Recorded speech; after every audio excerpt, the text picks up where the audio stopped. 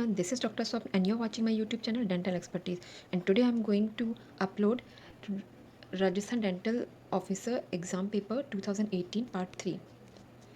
Before that, I request you all don't forget to like and subscribe my channel. So without further ado, let's get started. Altering the position of the cast is space by manipulating the cast table, thereby changing the long axis of each tooth relative to the horizontal plane is called. तो अगर cast table को manipulate कर रहे हैं तो उससे क्या हो रहा है कि कास्ट की जो पोजीशन है वो अल्टर हो रही है. ओके, तो जिसके कारण क्या हो रहा है कि ईच टूथ का जो लॉन्ग एक्सिस है वो चेंज हो रहा है रिलेटिवली हॉरिजॉन्टल प्लेन. तो इसे क्या कहते हैं? डिम्पलिंग, सर्वेइंग, स्क्रिबिंग और टिल्टिंग. तो this is called tilting. Tilting changes the position of the cast, which is turn changes the long axis of each tooth on the cast relative to the horizontal plane. Okay, if anterior part of cast is lowered, it is called anterior tilt. Okay, so the correct answer for this question is tilting. Next question is, sorry, the higher the C factor of a tooth preparation, the lower the potential for composite polymerization shrinkage stress, the higher the potential for composite polymerization shrinkage stress, the lower the need for composite finishing and polishing, the higher the need for composite finishing and polishing. तो C factor क्या होता है? It is a configuration factor ratio of bonded surface and unbonded surface. Okay, तो formula क्या होगा? C factor equals to ratio of bonded surface and unbonded surface. तो इसमें क्या होता है कि जो रेशियो तो मैंने आपको बता दिया कि बॉन्डेड सरफेस होता है to the unbonded surface. Okay, तो अगर हायर होगा C factor, it means there are more bonded surface relative to unbonded surface. Okay, and इसके कारण क्या होगा? It increases the potential for composite polymerization shrinkage stress. Okay, तो correct answer क्या होगा इसमें? The higher the potential for composite polymerization shrinkage. कैसे? अगर C factor is high, it means it higher the potential for composite polymerization shrinkage. Okay. The linear coefficient of thermal expansion of amalgam is 3 times greater than that of tooth structure, is 2.5 times greater than that of tooth structure, is 1.5 times greater than that of tooth structure, is similar to that of tooth structure. तो linear of coefficient of thermal expansion जो है एमल्गम का, उसका अगर tooth से compare किया जाए तो उसके कंपैरिजन में ये कितना होता है? तो ये क्या होता है? तो linear coefficient of thermal expansion जो है डेंटल एमल्गम का अप्रॉक्सीमेटली 2.5 ग्रेटर होता है. Okay, it is 2.5 greater than that of tooth structure. ये मैंने आपको एक छोटा सा चार्ट शो किया हुआ है जिसमें कोफिशिएंट ऑफ थर्मल एक्सपांशन दिया हुआ है. टूथ का होता है 8 to 11 एंड एमल्गम का होता है 22 to 28. तो यहाँ पे आपको शो हो रहा है कि it is 2.5 time greater than the tooth structure. Okay, addition of conventional glass ionomer of enamel, dentine or both produces macro shear bond strength. तो एडिशन ये मैंने आपको शो किया कि GIC जो है एडियर करता है well to enamel and dentin and shear bond strength ranges from 3 to 5 megapascal. Okay, तो जो कन्वेंशनल ग्लास आयनोमर जो होते हैं टिपिकली क्या प्रोड्यूस करते हैं? Macroscopic bond strength to enamel and dentin, जिसकी रेंज कितनी होती है? 3 to 5. तो यहाँ सबसे कम क्या है उसके close? 6 to 12 mega pascal. Okay, wedges and wedging technique is used with the matrix bend when a gingival margin of the proximal tooth preparation is concave, when the proximal box is wide faciolingually, or when the gingival interproximal tissue is receded in preparation with moderately extended gingival margin. तो correct answer क्या होगा इसमें? कि जो इसमें waging क्या होता है? ये 2 वेजेस आर यूज होते हैं. 1 वेजेस जो है inserted from the lingual embrasure area and another inserted from the between the wedges and matrix band. Okay, right angle to the first wedge, or primarily indicated the treating mesial aspect of maxillary first premolar. Okay, तो ये किसके लिए use होगा?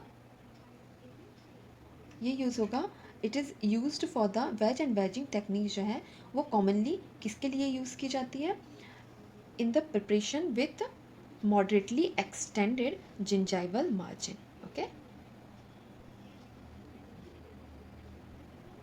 The critical pH required for enamel demineralization is 3.5, 4.5, 5, 6.5. तो critical pH जो है below होता है वो विल बिगिन टू डिजॉल्व, उसके मतलब बिलो होता है तब वो डिजॉल्व होना स्टार्ट हो जाता है। तो क्रिटिकल पीएच कितना होगा? 4.5 to 5.5, it means 5। Okay, for in this option. Indication for tunnel restorations are narrow pit and fissure caries, large proximal caries involving marginal ridges, small proximal caries without involvement of marginal ridges, caries on root surface. तो जो tunnel preparation है वो कहाँ पे use करेंगे? Patient with high aesthetic demands and low carries rate who exhibit small proximal caries without involvement of marginal ridges. Okay, तो ये आपको शो हो रहा है टनल प्रिपरेशन, ये एस्थेटिकली ये डिमांड में है क्योंकि इसमें थोड़ा सा टनल जैसा प्रिपेयर किया जाता है और उसे टूथ कलर मटेरियल से फिल कर दिया जाता है। ओके, तो टनल रेस्टोरेशन पहले इंडिकेशन क्या होगा? Small proximal carries without the involvement of marginal ridges. Okay, the gingival zenith point is the most apical point of the gingival tissue along the long axis of the tooth, the most coronal point of the gingival tissue, V-shaped space apical to the interproximal contact area, V-shaped space incisal to the interproximal contact area. तो ये मैंने आपको show किया हुआ है। The gingival zenith is the highest point of the gingival contour curvature and may vary significantly in anterior tooth. Okay, तो ये क्या होगा? इट इज़ अ ये क्या प्रेजेंट करता है? As a ideal position of the apex of the gingival contour of the lateral incisor and to be in the contour of the crown along the long axis of the tooth distally displaced to the central incisor. Okay, तो correct answer क्या होगा? The tissue most apical point of the gingival tissue along the long axis of the tooth is called gingival zenith. Okay, both direct and indirect right light reflex are missing in injury to which cranial nerve? Optic, oculomotor, trochlear और trigeminal. तो जो सबसे पहले मैं आपको बताती हूँ light reflex और प्यूपिलरी रिफ्लेक्स क्या होता है। ठीक है, तो जब लाइट जो है दिखाई देती है अगर एक आँख में, तो normally the प्यूपिल both I constrict. तो क्यों हो जाती है दोनों? क्योंकि एक एक आइज पे तो डायरेक्टली लाइट पड़ रही है, तो उसे बोलते हैं डायरेक्ट लाइट रिफ्लेक्स, जिसके कारण क्या होता है? डायरेक्ट उसके ऊपर लाइट पड़ रही है और वो कॉन्स्ट्रिक्ट कर दे रही है प्यूपिल को, तो उसे बोलते हैं डायरेक्ट लाइट रिफ्लेक्स। लेकिन क्या होता है कि जो दूसरी जो आई होती है वो मतलब बस ऐसे ही अगर कॉन्स्ट्रिक्ट हो जाती है तो उसे इनडायरेक्ट और कॉन्सेंशुअल कहते हैं। ओके, तो ये किसके कारण होता है? अगर इंजरी हो जाती है तो इसमें क्या होता है कि missing right reflex are missing हो जाती है। तो किसके कारण होती है? ऑप्टिक नर्व में इंजरी होने के कारण। Okay, this is the second cranial nerve. Okay, the submandibular facial spaces are divided into upper sublingual and lower submandibular space by mylohyoid nerve, buccinator muscle, genoid muscle, mylohyoid muscle. तो ये आपको picture में show हो रहा है कि ये है सबलिंगुअल स्पेस और ये है सबमैंडिबुलर स्पेस और इनके बीच में जो कौन सी मसल है? Mylohyoid muscle. So the correct answer for this question is mylohyoid muscle. Okay, so submandibular facial space are divided into upper sublingual and lower submandibular space by mylohyoid muscle. Okay, amla consists of eutectic mixture composed of lidocaine 2.5%, prilocaine 5.5%, lidocaine 2.5%, prilocaine 2.5%, lidocaine 25%, prilocaine 25%, lidocaine 5.2%, prilocaine 5.2%. तो ये मैंने आपको EMLA का eutectic mixture local anaesthetic का composition दिया है जिसमें lidocaine 2.5% and prilocaine is also 2.5% होगा. Okay, and it is supplied as a 5 gram और 30 ग्राम ट्यूब और as an EMLA anaesthetic disc. Okay, and इसको कहाँ यूज़ करते हैं? Use as a topical anaesthetic able to provide surface anesthesia for intact skin. Okay, the most common tumor found in parotid region: pleomorphic adenoma, mucodermoid carcinoma, pleomorphic adenocarcinoma, adenoid cystic carcinoma. तो ये मैंने आपको सारे tumours बताए हैं, कुछ benign है और कुछ मैलिग्नेंट है। ओके, तो अगर इसमें तो स्पेसिफाई नहीं किया है कि बिनाइन बताना है या मैलिग्नेंट, तो सबसे कॉमन क्या होगा, प्लियोमॉर्फिक एडिनोमा, जो कि एक बिनाइन ट्यूमर है। ओके, अगर स्पेसिफाई किया हो जाता, मैलिग्नेंट पूछा जाता, तो फिर कौन सा होता है पैरोटिड रीजन में, म्यूकोएपिडर्माइड कार्सिनोमा। ओके, बट अभी नहीं पूछा गया स्पेसिफाई करके, तो pleomorphic adenoma is the most common tumour found in parotid region. Okay, which of the following muscle depress the mandible, lateral pterygoid, medial pterygoid, masseter और टेम्पोरलिस। तो ये मैंने मसल्स ऑफ मैस्टिकेशन का चार्ट शो किया हुआ है, जिसमें सभी तो एलिवेट करें मैंडिबल को except lateral pterygoid. So the correct answer for this question is lateral pterygoid. Okay, lateral pterygoid क्या करती है, ये डिप्रेस करती है मैंडिबल को। Okay, which of the following odontogenic cyst has a higher rate of recurrence, dentigerous cyst, odontogenic keratocyst, lateral periodontal cyst और eruption cyst। तो ये मैंने आपको शो किया हुआ है, ओडोंटोजेनिक सिस्ट, इन्फ्लामेटरी और डेवलपमेंटल। और अभी इसमें पूछा गया है किस सिस्ट में रिकरेंस रेट जो है बहुत ज़्यादा होता है, तो ये किस में होता है सबसे ज़्यादा, ओडोंटोजेनिक केरेटोसिस्ट में। ये आपको यहाँ पे शो हो जाएगा। ओके, और ओडोंटोजेनिक केरेटोसिस्ट मैंने अलग से भी यहाँ पे शो किया हुआ है कि इसका ट्रीटमेंट क्या होगा, यूनिक्लेशन होगा, केराटाइज होगा। लेकिन तब भी इसमें क्या होता है कि रिकरेंस रेट जो है हायर होते हैं 30% तक। ओके,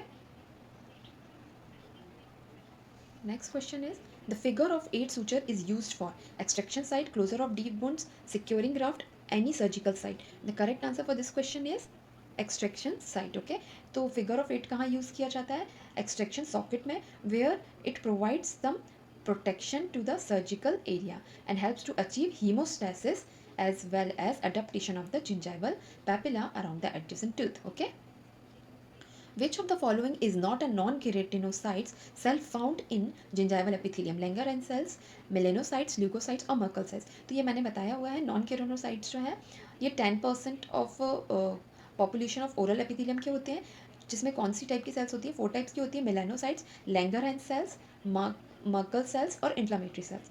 तो इसमें कौन सी नहीं होगी नॉन केराटिनोसाइट्स, ल्यूकोसाइट्स। ओके, तो ल्यूकोसाइट जो है ये इसमें नहीं होगी in gingival epithelium. Okay,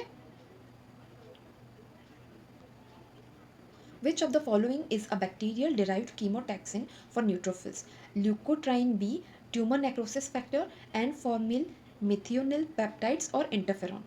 तो जो एन फॉर्मिल मिथियोनिल पेप्टाइड्स हैं, जिसे एन फॉर्मिल पेप्टाइड्स भी कहते हैं, ये बैक्टीरियल डेरिवेटिव्स होते हैं, बैक्टीरियल डेरिवेटिव कीमोटैक्टिव फैक्टर होते हैं, जो कि अट्रैक्ट करते हैं न्यूट्रोफिल्स को to the site of the infection और inflammation. Okay, and these peptides are released by bacteria and served as a chemoattractant for the neutrophils. Okay,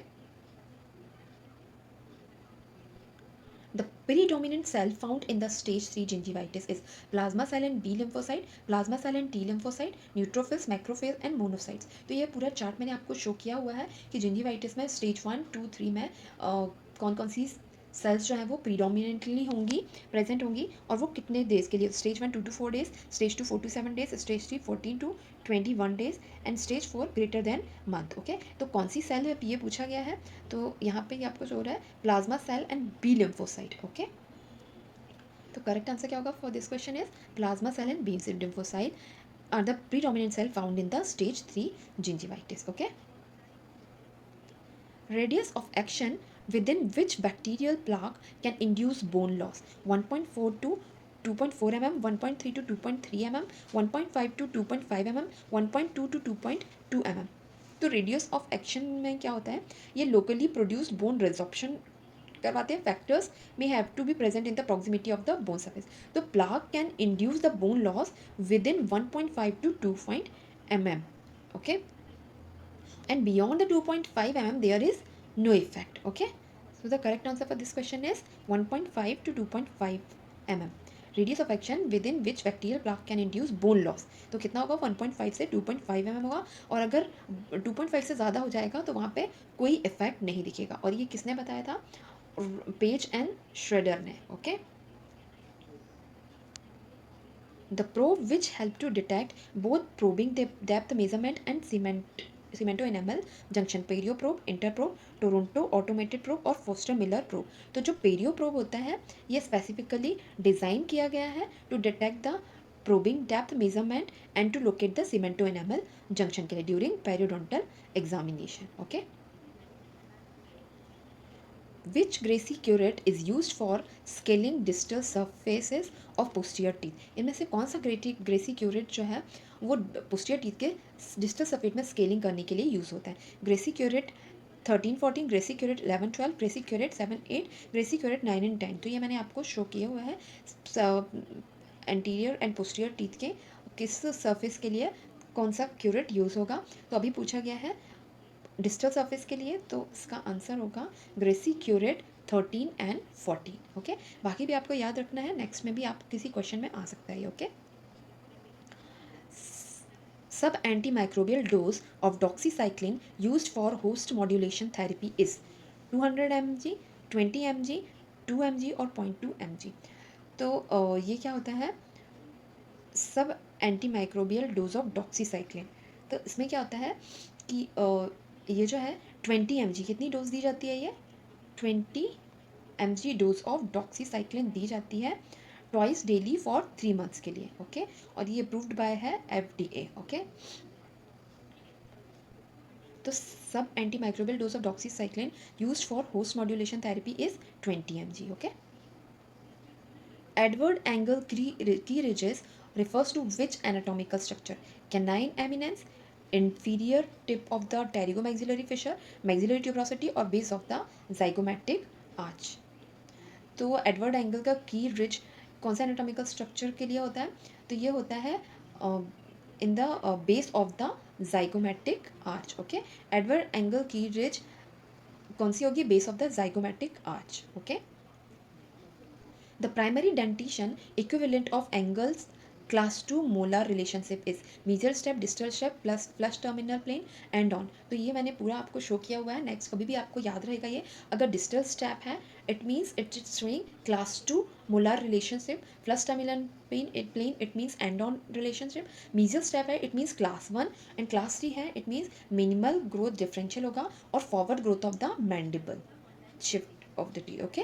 तो अभी क्लास 2 के लिए पूछा गया, it means distal steps. Okay. Distal steps of primary dentition equivalent of the angles class 2 molar relationship. In Scammons curves, although the correlation is not perfect, the growth of the mandible more closely follows the lymphoid growth curve, neural growth curve, general body growth curve, genital growth curve. तो इसमें क्या होता है, correct answer क्या होगा इसमें? Neural growth curve जो है स्कैमन्स में शो करेगा growth of the mandible, because इसमें क्या होता है, brain, skull, eyes, ears develop होने लगते हैं इन न्यूरल कर्व में. ओके. ये शो करता है. So the correct answer for this question is neural growth curve. अगर आपको वीडियो पसंद आई हो तो please like and subscribe my channel. Thanks for watching.